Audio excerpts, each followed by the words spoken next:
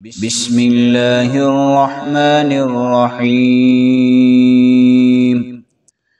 وإذا قيل لهم آمنوا كما آمن الناس قالوا أنؤمن كما آمن السفهاء ألا إنهم هم السفهاء ولكن لا يعلمون. أعوذ بالله من الشيطان الرجيم. بسم الله الرحمن الرحيم. وإذا قيل لهم آمنوا كما آمن الناس قالوا أنؤمن كما آمن السفهاء ألا إنهم هم السفهاء ولكن لا يعلمون. آمنت بالله صدق اللہ العظیم. منافقین کا تعارف اور ان کی عادات کا ذکر چل رہا ہے.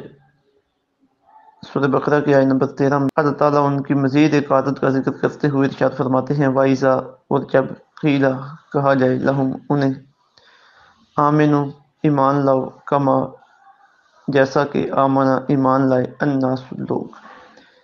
یہاں الناس یعنی لوگوں سے مراد رسول اللہ صلی اللہ علیہ وسلم کے صحابہ کرام علیہم رضوان ہیں جو ہر وقت آقا علیہ السلام کی اطاعت و فرما برداری میں پیش رہتے تھے اور حضور رحمت دو عالم صلی اللہ علیہ وسلم کی اتباع اور فرما برداری کا کامل نمونہ تھی. قالو، تو آگے سے منافقین نے کہا کہ انؤمن، کیا ہم ایمان لائیں، کما جیسا کہ آمنا ایمان لائے ہیں السفہاء بے وقوف کو. استغفر اللہ. وہ رسول اللہ صلی اللہ علیہ وسلم کے صحابہ کو بے وقوف کہہ دیا کہ دیکھیں انہیں نہ اپنے نفع کی پہچان ہے نہ اپنے نقصان کی پہچان ہے. بس اسلام کی طرف سے، پیغمبر اسلام کی طرف سے جو انہیں حکم ہوتا ہے فوری بجا لاتی ہے. جنگ میں جانا پڑے تو جنگ میں چلے جاتے ہیں، مال خرچ کرنے کا حکم دیا جائے تو مال خرچ کرنے کے لیے تیار ہو جاتے ہیں. ہر وقت پیش ہیں. اپنا تو یہ سوچتے ہی نہیں ہے، اپنا نفع نقصان تو انہوں نے پیش نظر رکھا ہی نہیں ہے. سب کچھ انہوں نے رسول اللہ صلی اللہ علیہ وسلم کے لیے لٹا دیا ہے، دین کے لیے لٹا دیا ہے. تو اب چونکہ وہ اپنے دنیاوی اور مادی نفع کے لیے سوچنے کے عادی تھے منافقین، تو انہیں اس بات کا کیا پتہ تھا کہ جو چیز اللہ رب العزت کی راہ میں خرچ کی جائے، چاہے وہ وقت ہو، وہ جان ہو، وہ مال ہو، در حقیقت نفع بخش چیز تو وہی ہوتی ہے. تو وہ اپنی اسی سوچ کے مطابق کہتے تھے کہ یہ جو صحابہ کرام علیہم رضوان ہر وقت انہی معاملات میں لگے رہتے ہیں، یہ عقلی طور پہ کمزور ہے، اپنے ساتھ یہ مخلص نہیں ہے. تو اس لیے وہ کہتے تھے سفہاء، بے وقوف. استغفر اللہ. اللہ آگے اللہ تعالیٰ ارشاد فرما رہے ہیں اللہ سنو خبردار انہم هم السفہاء، بے شک وہی لوگ کم عقل ہیں، وہی لوگ بے وقوف ہیں، یعنی منافقین. ولکن لا یعلمون، لیکن وہ جانتے نہیں ہیں. وَإِذَا قِیلَ لَهُمْ آمِنُوا، جب انہیں کہا جائے ایمان لاؤ کما آمن الناس، جیسا کہ لوگ ایمان لائے، یعنی صحابہ کرام علیہم رضوان ایمان لائے. قالوا، تو انہوں نے کہا انؤمن، کیا ہم ایمان لائیں، کما جیسا کہ آمن السفہاء، بے وقوف لوگ ایمان لائے ہیں. الا خبردار انہم هم السفہاء، بے شک یہی لوگ منافقین بے عقل ہیں، بے وقوف ہیں. ولکن لا یعلمون، لیکن وہ اس چیز کو جانتے نہیں ہیں. اس آیت طیبہ سے منافقین کے متعلق اور رسول اللہ صلی اللہ علیہ وسلم کے صحابہ کے متعلق چند چیزیں سامنے آ رہی ہیں. پہلی بات تو یہ سامنے آ رہی ہے کہ اللہ تعالیٰ یا اللہ کے رسول صلی اللہ علیہ وسلم کوئی حکم دیں تو اس حکم کی بجا آوری ہمارے اوپر لازم ہوتی ہے، نہ کہ اس کی حکمت تلاش کرنا اور اس کے اندر اپنا نفع تلاش کرنا کہ اگر میرے فائدے کا حکم ہے تو میں مانتا ہوں، میرے فائدے کا نہیں تو میں نہیں مانتا. اس حکم کی تابعداری میں اپنے فائدے کو دیکھنا یا اپنے نقصان کو دیکھنا، اس سے ہمیں منع کیا گیا. جب کلمہ طیبہ پڑھ لیجئے، اللہ اور اللہ کے رسول صلی اللہ علیہ وسلم کی فرما برداری میں آگے ہیں، پھر اب ہماری اپنی مرضی ختم ہو گئی. پھر جو وہ حکم دیں، جو ان کی طرف سے آرڈر آئے، وہ دل و جان سے تسلیم ہے. باقی اس میں بھی کوئی شک نہیں ہے کہ اللہ اور اللہ کے رسول انسانیت کے بہت خیر خواہ ہیں، بہت انسانیت کے اوپر شفیق ہے، رؤوف ہے، رحیم ہے. وہ کبھی بھی ہمیں ایسا حکم نہیں دیتے کہ جس میں ہمارا نقصان ہو. اگر بظاہر کوئی نقصان بھی ہو رہا ہو تو وہ نقصان اس نفع سے بھی کئی گنا بہتر ہے کہ جو نفع ہماری نظروں کے اندر ہے.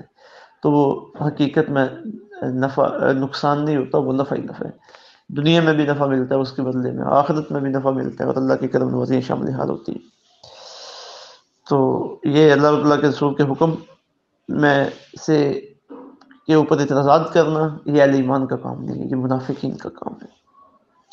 دوسری بات یہ سامنے آئی کہ صحابہ کرام علیہم رضوان معیار ایمان ہے۔ مراد یہ کہ جن جن چیزوں پر وہ ایمان لائے اور جنت میں جانے کے لیے انہوں نے جو جو اعمال کیے، وہ اعمال ہمارے لیے معیار ہیں، وہ عقائد و نظریات اور وہ اعمال ہمارے لیے جنت میں جانے کا ذریعہ ہے۔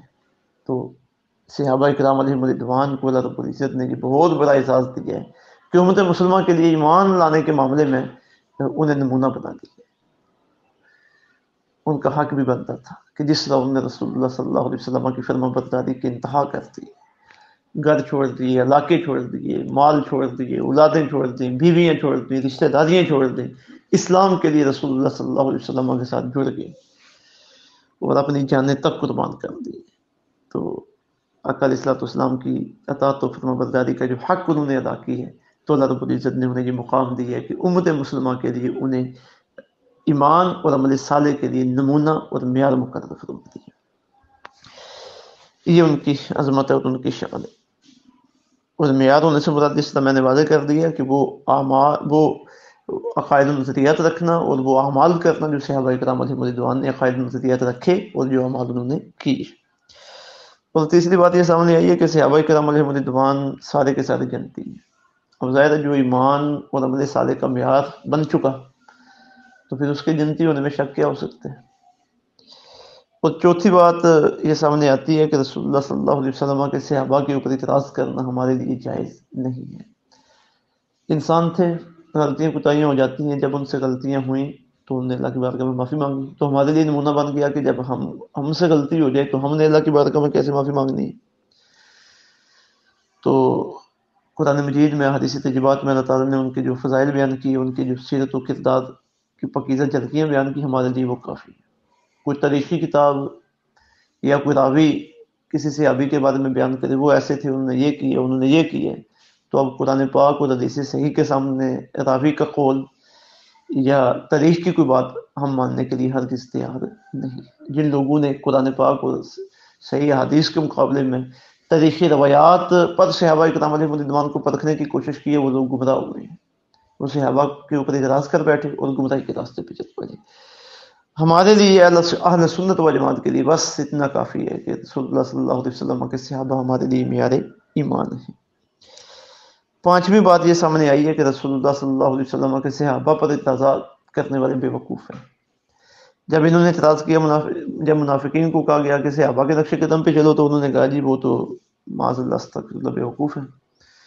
تو اللہ نے فرمایا تم بے وقوف ہو، وہ بے وقوف نہیں ہے۔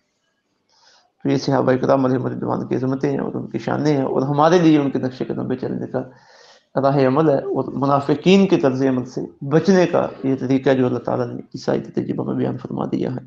اللہ تعالیٰ سمجھ اور عمل کی توفیق عطا فرمائے۔ وما علینا الا البلاغ المبین۔